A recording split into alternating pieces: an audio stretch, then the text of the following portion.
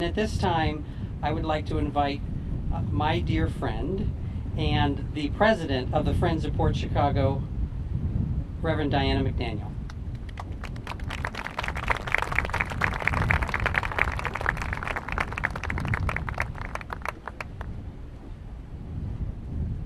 Good morning. Morning. Thanks, Tom. You're my dear friend, too. So, we're the Friends of Port Chicago. We're a nonprofit group.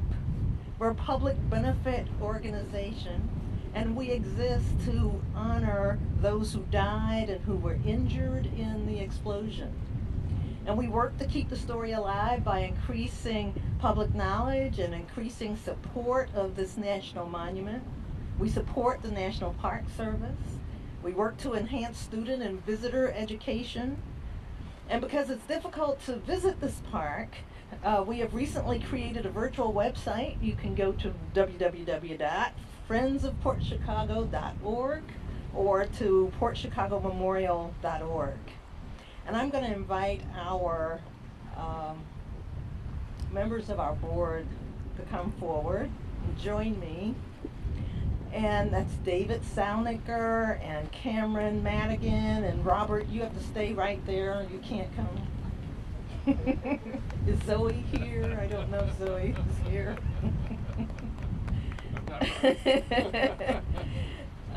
This is Cameron and this is David. We have Mark Bruner, Zoe Polk, Kathy Hoffman, who's out of town, and they couldn't be here today. And Robert Allen, who's a founding member of our group.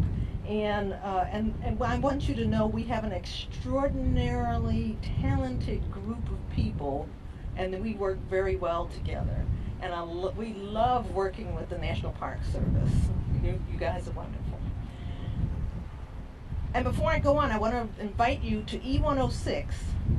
Make sure you come over. We have refreshments. There's food. And a movie, a short movie. And we invite you to learn more about who we are.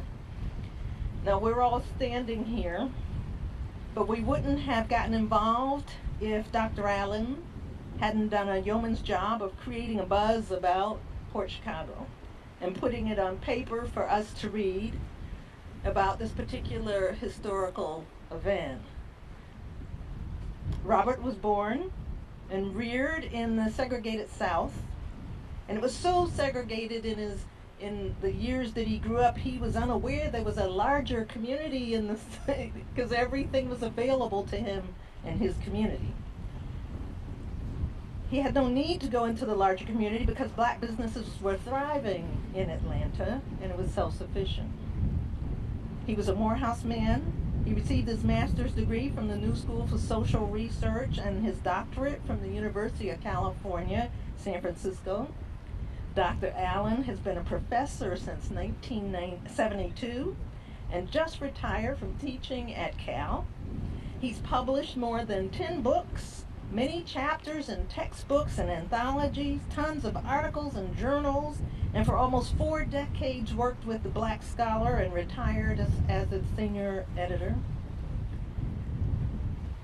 In essence, without Robert's work, without his writing the Port Chicago Mutiny, without letting us know of the largest mutiny trial in U.S. naval history, it's unlikely you'd be sitting here today on this property, the 392nd National Park.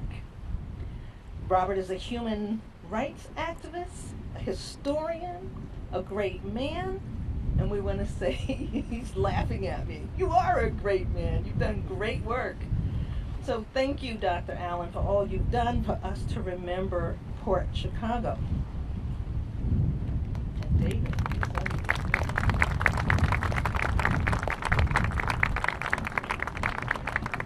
I have the brief honor of presenting this plaque, which I'd like to read.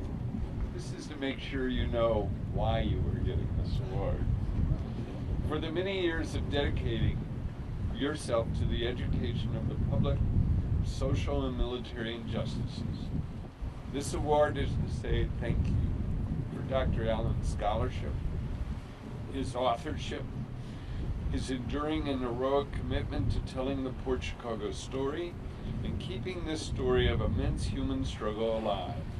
Because of your passion for everyone being treated with respect and dignity, the story will not be forgotten.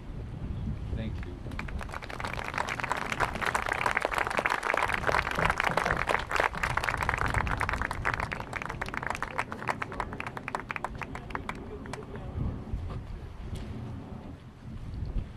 Thank you very much to my colleagues on the Friends of Port Chicago.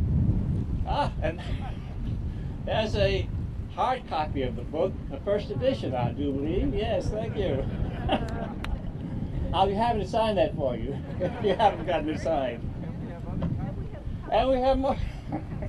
Okay, this is promotion. We have more copies available, which will be over in E106 when we go for refreshments.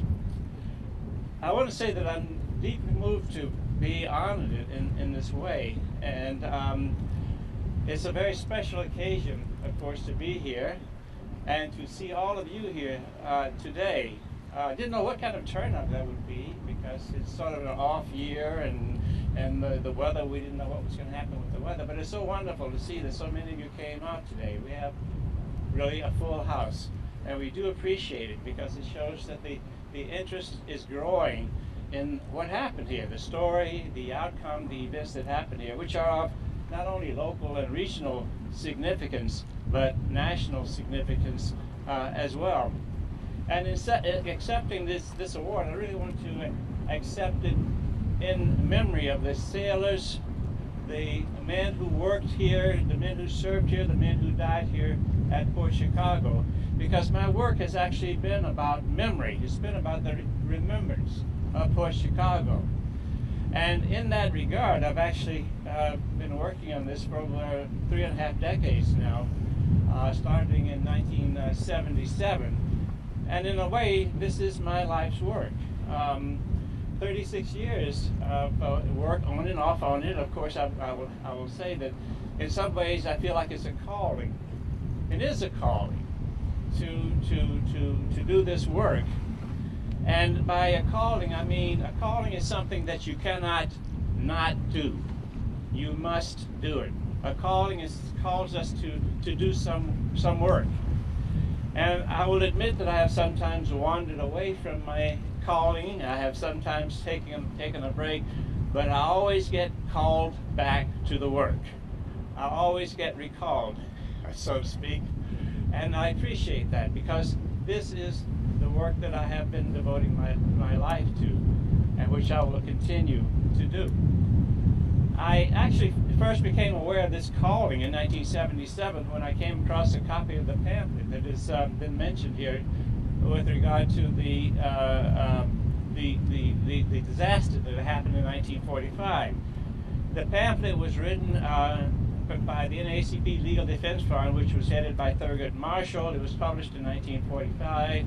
I happened to come across a copy of it in 1977 while I was doing some other research.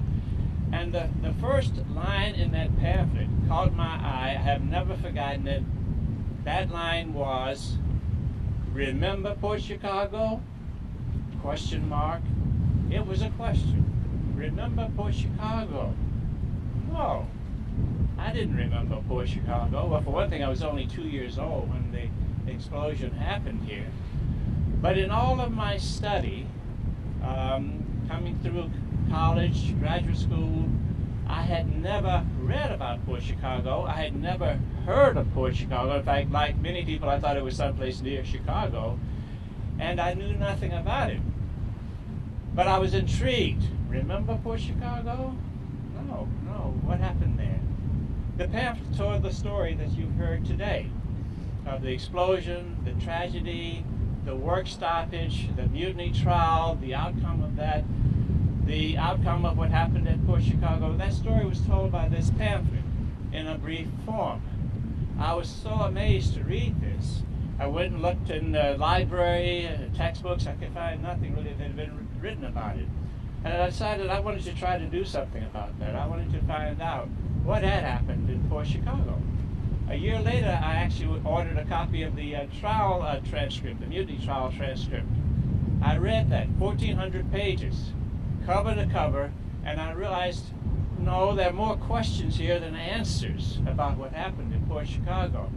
I looked at other documents, the official documents from Port Chicago, the Navy Department, about what happened here.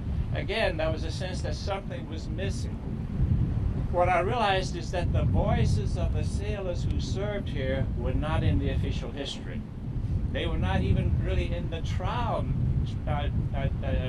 transcript, because the court, the military court at the time, had ruled that any testimony about events prior to July 17th, that is about events of the work that was being done here, that any testimony about that was irrelevant, could not be introduced at the trial.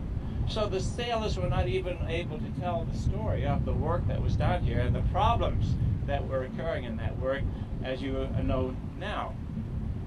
The voices of the sailors were missing, and I realized if I wanted to really understand what had happened here, I would have to locate some survivors all those years later now and to interview and ask them about what had happened. I did that over a period of several years, interviewing survivors who happened to be all over the country. Very few of them actually stayed in the Bay Area. They went back home. Home was on the East Coast, home was in the South, and that's where I found people to interview.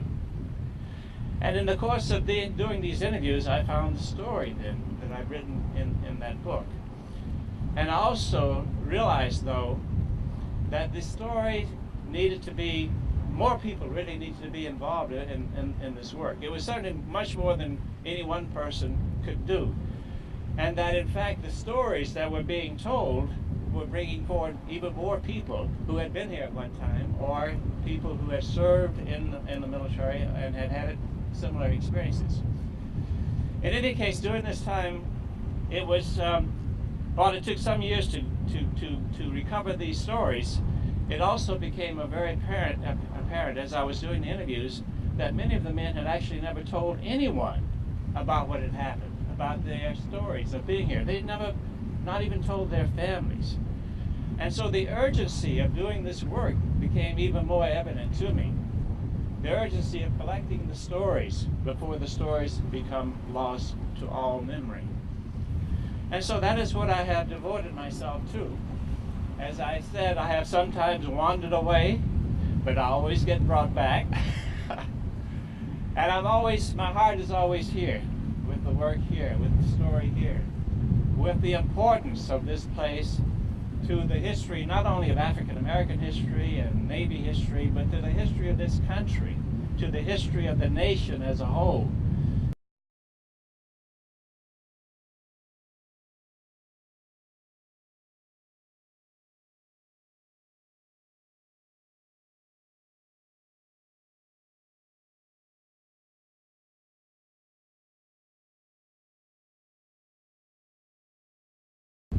There are other people here who have felt this calling to do this work.